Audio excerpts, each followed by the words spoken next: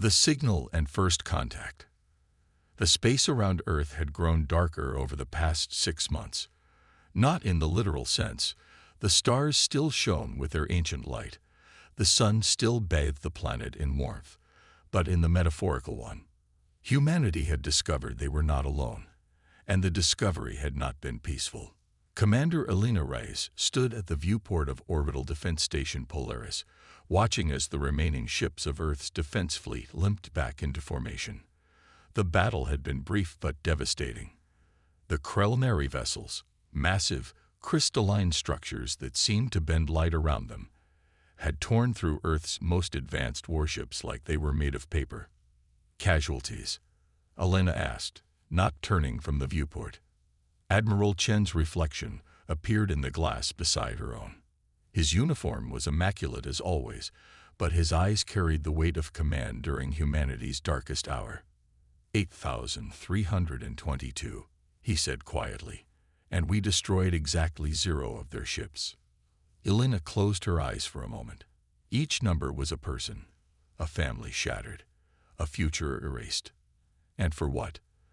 The Crelnary had arrived without warning 3 months ago, their massive fleet appearing at the edge of the solar system. No communication, no demands, just methodical destruction of every outpost and colony beyond Mars. The Security Council is meeting in an hour, Chen continued. They're considering surrender. Elena's head snapped around. Surrender? To an enemy that hasn't even told us what they want. We don't even know if they take prisoners. What's the alternative, Commander? You saw what happened out there. Their technology is centuries beyond ours. We can't win this fight. Elena turned back to the viewport. Beyond Earth's desperate defense fleet, the void was filled with the glittering shapes of the Crelnary Armada. Hundreds of vessels, patient and implacable, slowly closing in like a noose. There has to be something we haven't tried, she murmured. Dr. Marcus Okada's fingers flew across the holographic interface, his eyes red-rimmed from lack of sleep. The walls of the secure bunker beneath Geneva were lined with the most powerful quantum computers ever built by human hands. And still, it wasn't enough. Try adding a 7th-dimensional harmonic to the carrier wave, he said to his team. We need to make this signal as distinctive as possible. Dr. Okada. His assistant Sarah called from across the room. The UN Security Council is about to vote on surrender terms. We're running out of time. Marcus didn't look up. Then we'd better hurry. What they were attempting was both brilliant and desperate. A signal unlike any ever sent by humanity before. Not just electromagnetic radiation, but a complex quantum-entangled pattern that would theoretically be detectable across vast distances of space, carrying information that couldn't be corrupted by time or distance. A cry for help. The Crelnary weren't the first alien race humanity had encountered, but they were by far the most hostile. Previous contacts had been brief, cautious, and limited to the exchange of scientific data. None of those species had the technology to help against this threat, but maybe, just maybe, someone else out there did. Signal configuration complete, called one of the technicians. Ready for transmission. Marcus took a deep breath and looked around at his team. The best minds Earth had to offer, working together in what might be humanity's final hours. Send it, he said. 3 days later, the Crelnary fleet was within striking distance of Earth. The planetary defense grid, a network of energy weapons and kinetic barriers, was humanity's last line of defense. In orbital command centers around the planet, military leaders prepared for what would likely be their final battle. Elena had been reassigned to the lunar base, coordinating the defense satellites that were their last hope. She hadn't slept in 36 hours, running on synthetic adrenaline and determination. Commander, called one of her officers, we're picking up something strange. Elena moved to the sensor station. The Crelnary are changing formation. No, ma'am. I don't know what it is. Look. The officer pointed to a peculiar distortion on the long-range sensors, far beyond the Crelnary fleet. At first, Elena thought it might be a sensor malfunction, but the pattern was too regular, too precise. "Get me Dr. Okada," she ordered. When Marcus's face appeared on the communication screen, he looked even more exhausted than Alina felt. "We're seeing something odd on the sensors," she said without preamble. "Beyond the culinary fleet, some kind of spatial distortion." Marcus's expression changed instantly, fatigue replaced by intense focus. "Send me the data." As the information transferred, the distortion on the screen grew more pronounced. It wasn't just a sensor anomaly. Something was happening out there. Space itself seemed to be folding, warping in a way that defied physical laws as humans understood them. "It's a response," Marcus whispered, his voice filled with disbelief. "Someone heard us." Before Alina could reply, alarms blared throughout the command center. The culinary fleet was moving, accelerating toward Earth. "They see it too," Alina realized. "Whatever's coming, they don't want it to reach us." The next few minutes were chaos. The culinary ships launched their first wave of attacks against Earth's defense grid while simultaneously redeploying to face the growing distortion. Earth's remaining warships moved to intercept, buying precious minutes with their sacrifice. And then it happened. The spatial distortion expanded into a vast, shimmering portal, and through it emerged a single ship. It was unlike anything humans or culinary had built, organic and mechanical at once, flowing like liquid metal yet structured with impossible precision. It was massive, dwarfing even the largest culinary vessel. "My God," breathed Alina. The newcomer moved with impossible speed, positioning itself between Earth and the culinary fleet. For a moment, everything seemed frozen in time. Then a pulse of energy radiated from the mysterious ship, not a weapon, but some kind of signal. It washed over the human and culinary vessels alike, carrying with it a message that somehow translated directly into the minds of everyone who experienced it. "We have heard your call. We are the Valari. The culinary are known to us. They will trouble you no more." The culinary response was immediate and violent. Their entire fleet focused their attack on the single Valari vessel, weapons flaring with devastating power. None reached their target. The energy beams and projectiles simply ceased to exist before touching the Valari ship. It was as if the laws of physics themselves bent to their will. What happened next occurred so quickly that later analyses of sensor data could barely track it. The Valari ship emitted a series of precisely targeted energy pulses, not at the culinary ships themselves, but at the space around them. Reality seemed to fold, and one by one, the massive crystalline vessels vanished, transported to some unknown destination. In less than 5 minutes, the entire culinary fleet was gone. 2 days later, Alina found herself aboard a shuttle approaching the Valari ship, which now orbited Earth at a respectful distance. The UN Security Council had debated for hours before agreeing to send a delegation.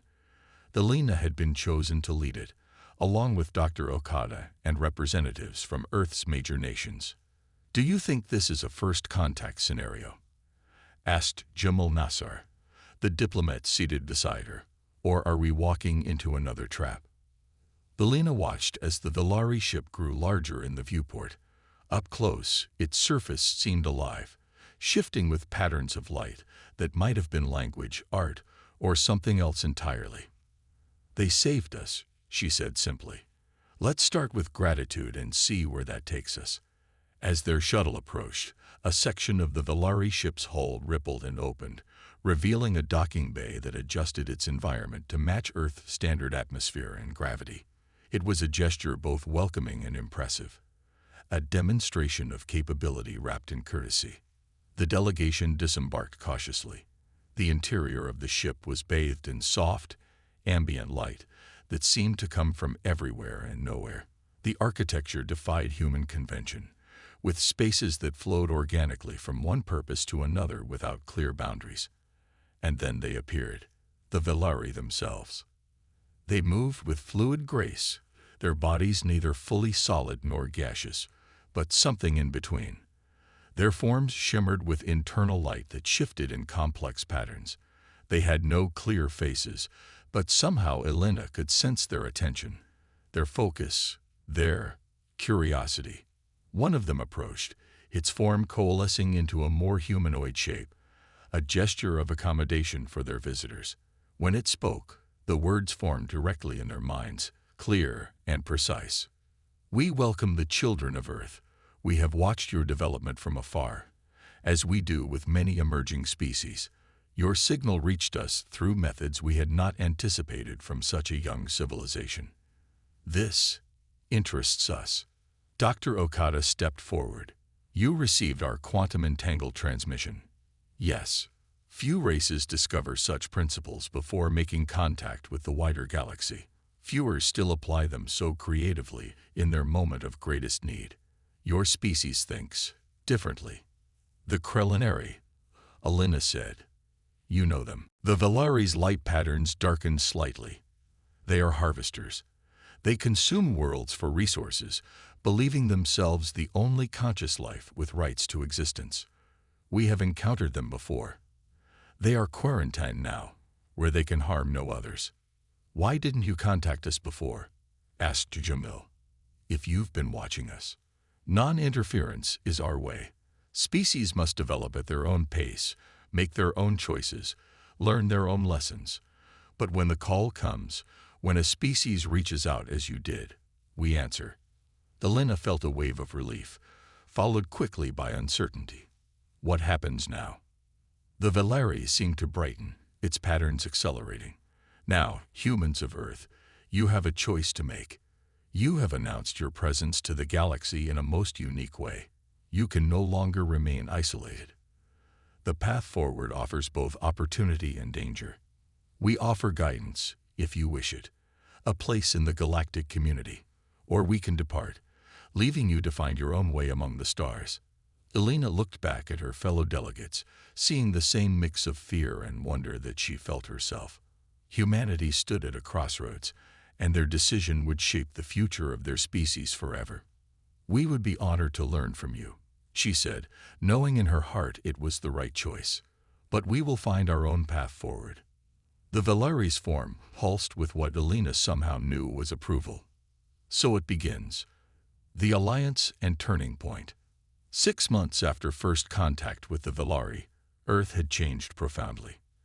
The knowledge that humanity was not alone in the universe, and that there existed both deadly threats and powerful allies among the stars, had transformed society in ways both subtle and dramatic.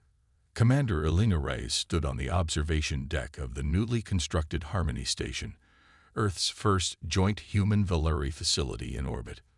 Below her, the blue marble of Earth turned slowly, peaceful from this distance. Beside her, the Valari ambassador, who had chosen the name Lumen when interacting with humans, shifted in a subtle dance of light patterns. "Your people adapt quickly," Lumen observed, its thoughts forming clearly in Elena's mind. "Much faster than we anticipated." Elena smiled. "Necessity is the mother of invention, as we say. When the choice is adapt or perish." Indeed. Yet many species, when faced with such revelations, turn inward. They hide, deny, fragment. Humans have unified instead. It wasn't entirely true, Elena knew. There had been panic, resistance, religious upheaval. But faced with the reality of the greater galaxy, and the memory of how close they had come to extinction, humanity had largely put aside old divisions to focus on the path forward. "Ambassador," she said, turning to face the luminous being, "the Security Council has reviewed your proposal. They've agreed to send the expedition." Lumen's patterns brightened with what Elena had learned to recognize as pleasure. "Excellent. The Galactic Assembly will be most interested to meet your representatives." The proposal was audacious. A human delegation would travel aboard a Valari vessel to the heart of what they called the Concordance, an alliance of spacefaring civilizations spanning much of the Milky Way. It would be humanity's formal introduction to the greater galactic community, and Elena would lead it. The Valari ship, named Horizon Bridge in human translation, was unlike any vessel humans had designed. It didn't merely travel through space. It manipulated space itself, creating shortcuts through the fabric of reality. A journey that would have taken human ships thousands of years was reduced to a matter of weeks. During that journey, the human delegation, 20 specialists chosen from various fields, learned more about the galaxy than all of Earth's previous scientific endeavors combined. Dr. Marcus Okada spent most of his time in what the Valari call the confluence, a chamber where information flowed in patterns of light and energy. There, with Luhmann's guidance, he began to grasp the fundamentals of galactic physics, principles that would revolutionize human technology if they could be implemented. "The principles we've been working with are correct," he explained to Elena during one of their daily briefings. "But our applications have been limited. It's like we've been trying to build skyscrapers with stone tools." "How far behind are we?" Elena asked. Marcus considered the question. "In some ways, thousands of years. In others," he smiled, "we've taken approaches that surprise even the Valari.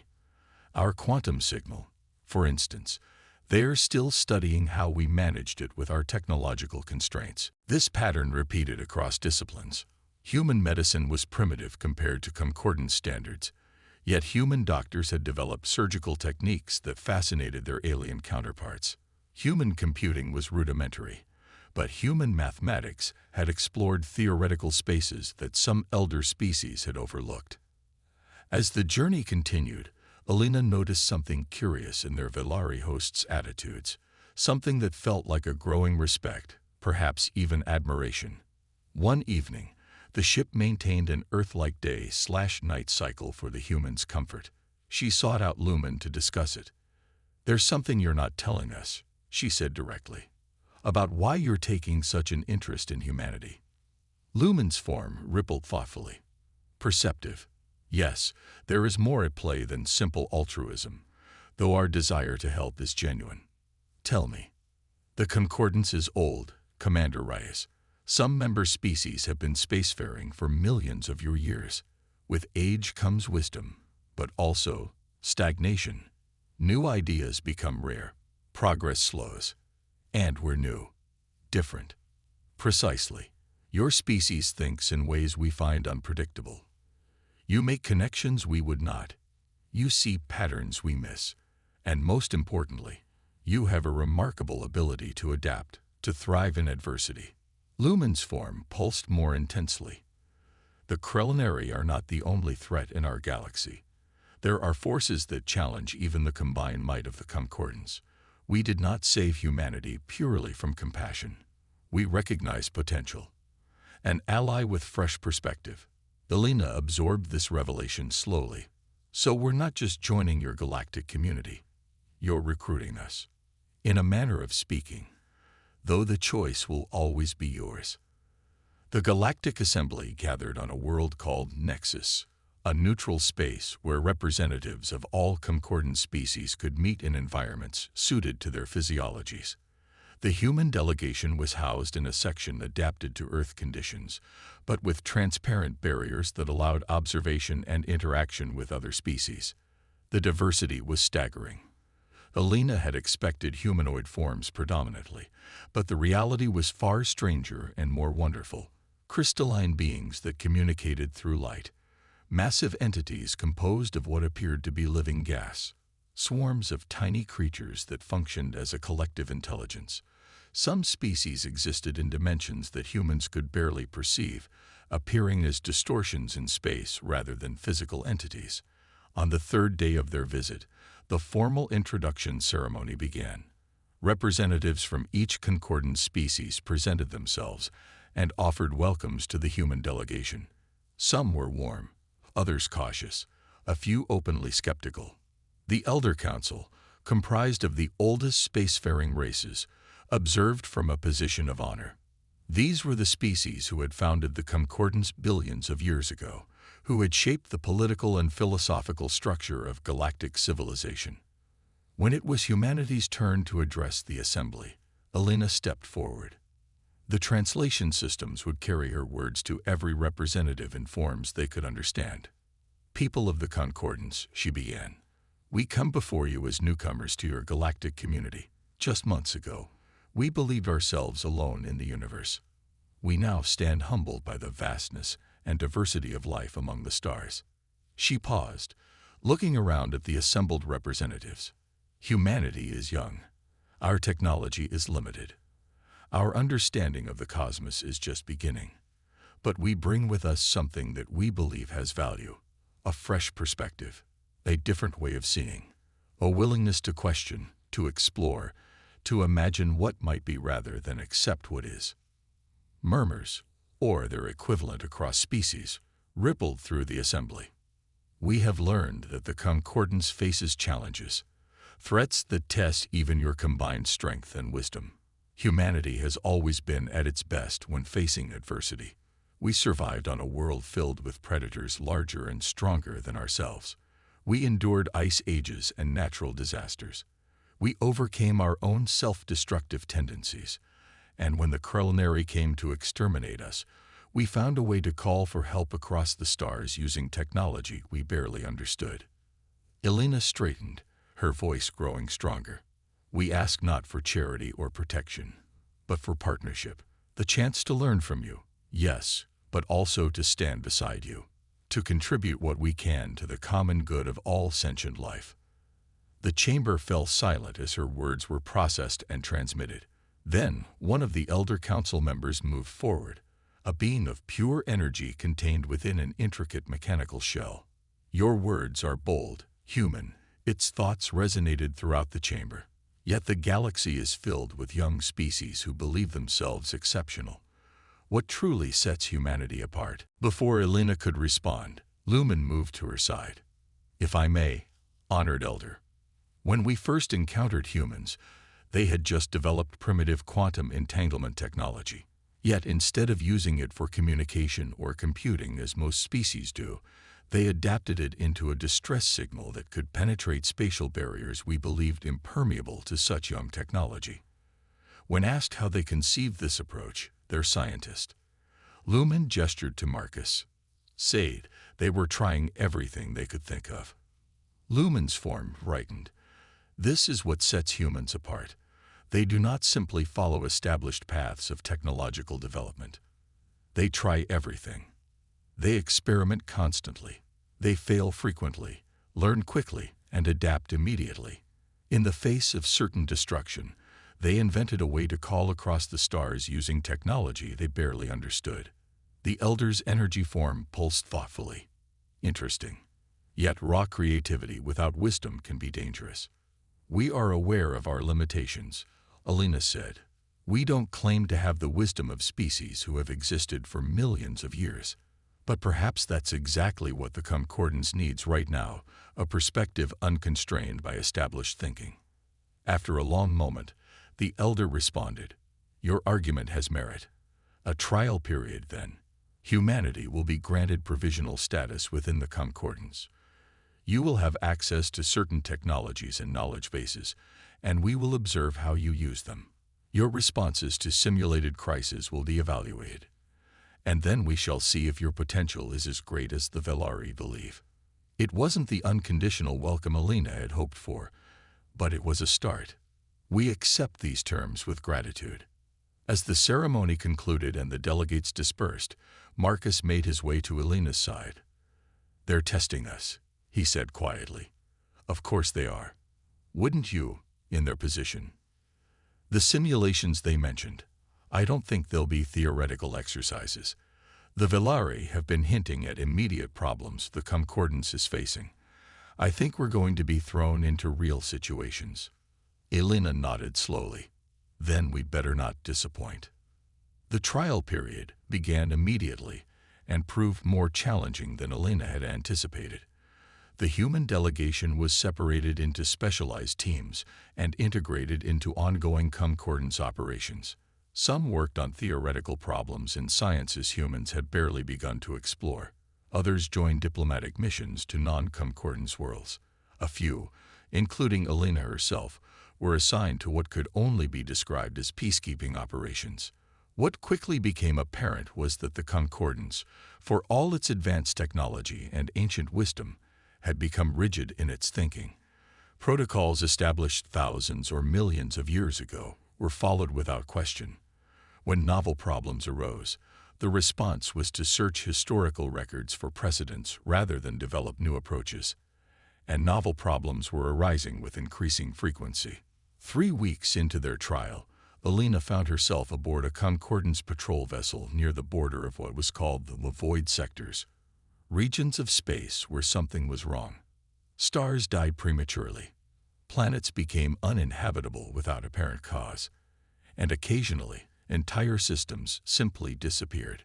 The Concordance had been studying these phenomena for centuries without determining the cause. This particular mission was routine, checking monitoring stations along the boundary of a void sector that had been stable for decades. Alina was there as an observer, accompanied by Lumen and representatives from 3 other Concordance species. The mission commander, a methane-breathing entity named Celador, had made it clear that humans were present only to learn, not to participate in operations, which made it all the more surprising when alarms blared throughout the ship and Celador specifically requested Alina's presence on the command deck. "What's happening?" she asked as she arrived, Lumen flowing beside her. Celador's translator converted its chemical signals to speech. "The void is expanding rapidly. We've never observed this behavior pattern before." The main view screen showed a visual representation of what the sensors were detecting, a region of space where the normal laws of physics seemed to be breaking down, spreading like an infection through the fabric of reality. "The nearest inhabited system?" Alina asked. "Tyranny, population of 8 billion. They have no interstellar capability." Evacuation. Celador's chemical emissions shifted in what Alina had learned to recognize as distress. Impossible with the time available. Standard protocol is to establish a containment perimeter and study the expansion pattern to predict future movements. Alina stared at the view screen in shock. "You're just going to let 8 billion people die. The alternative is risking Concordance vessels and personnel to save a pre-contact species, potentially alerting them to the existence of interstellar civilization and violating our most sacred principles of non-interference. They're going to find out about interstellar civilization when their world disintegrates," Alina argued. "At least give them a chance to survive." Celador emitted chemicals indicating finality. "The protocols are clear. We will establish the containment perimeter and observe." Alina turned to Lumen. "Is this truly how the Concordance operates? Sacrificing billions because of protocols?" Lumen's form dimmed. "The protocols exist for good reason. Hasty interventions have caused catastrophic cultural damage in the past, and the void phenomena are not fully understood. Direct engagement could worsen the situation." Alina looked back at the view screen, where the spreading void was now visibly accelerating toward the Tyranny system. "Commander Celador," she said firmly, "I request permission to propose an alternative approach." The alien commander hesitated, then signaled assent. Alina quickly outlined a plan that made use of the patrol vessel's unique capabilities in ways its designers likely never intended. It was risky, untested, and directly challenged thousands of years of established procedure. When she finished, silence filled the command deck. Finally, Celador spoke. "What you propose violates 17 different protocols. It could result in the loss of this vessel and all aboard, and it may not even work. But if it does," Alina countered, 8 billion lives will be saved, and we'll have data on the void phenomena that you've never been able to gather before." After what seemed like an eternity, Celador's chemical signature shifted. "The Elders sent you to see what humans would contribute to the Concordance. I believe I am about to find out." 3 days later, Alina stood before the Elder Council on Nexus. Behind her stood the human delegation, alongside Lumen, and, surprisingly, Commander Celador. The Chamber of Elders was silent as Alina completed her report on the Tyranny incident. The void expansion had been halted, not permanently, but long enough to evacuate the most vulnerable population centers. The data gathered had revealed patterns never before observed, and while the Tyranny now knew they were not alone in the universe, their civilization had not collapsed into chaos as the protocols predicted. When she finished, The same elder who had questioned her at the introduction ceremony moved forward. You directly violated established protocols designed to protect both Concordance assets and developing civilizations. I did, Elena acknowledged without apology. Yet your actions saved billions of lives and provided valuable data that may help us better understand the void phenomena that have plagued us for millennia. Sometimes breaking the rules is necessary when the rules no longer serve their intended purpose. The elder's energy form pulsed thoughtfully. For 100,000 years, the Concordance has operated on principles of caution, non-interference, and careful deliberation. These have served us well. With respect, Elder, if those principles had truly served you well, the void sectors wouldn't be expanding, and you wouldn't need humanity's help. Gasps, or their equivalent, echoed through the chamber at Elena's boldness. To everyone's surprise, the elder's form brightened with what could only be described as amusement. Direct, undiplomatic, yet accurate. Perhaps this is indeed what we have been missing. The elder turned to address the full council. The human trial period has provided sufficient data for evaluation. Their approach is unorthodox, their methods sometimes alarming. They lack the accumulated wisdom of millennia. Yet they bring a vitality and adaptability that we have not seen in the Concordance for ages. Another elder moved forward, its crystalline form refracting light in complex patterns. They are dangerous, unpredictable.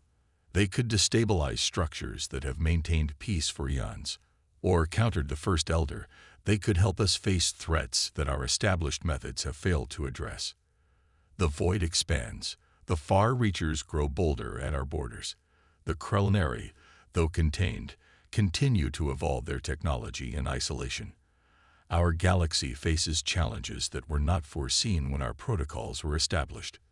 The debate continued for hours, with arguments both for and against formally integrating humanity into the Concordance. Throughout it all, Elena and her team stood quietly, aware that the future of their species hung in the balance. Finally, the Council reached its decision. Humanity will be granted full membership in the Concordance, announced the first elder. But with conditions. Human representatives will serve on all major Concordance bodies, bringing their unique perspective to our deliberations.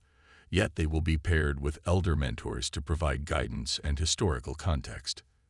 This arrangement is unprecedented, but these are unprecedented times. The galaxy is changing. Perhaps the Concordance must change with it. As the council dispersed, Commander Celador approached Elena. Its chemical translators conveyed what seemed like grudging respect. In 10,000 years of service, I have never broken a protocol, it said. Yet when I followed your plan, we saved billions and gathered data that may help save billions more. Perhaps our ancestors were more like you, willing to take risks when necessary. Or perhaps they just hadn't had time to create so many rules yet, Elena suggested with a smile.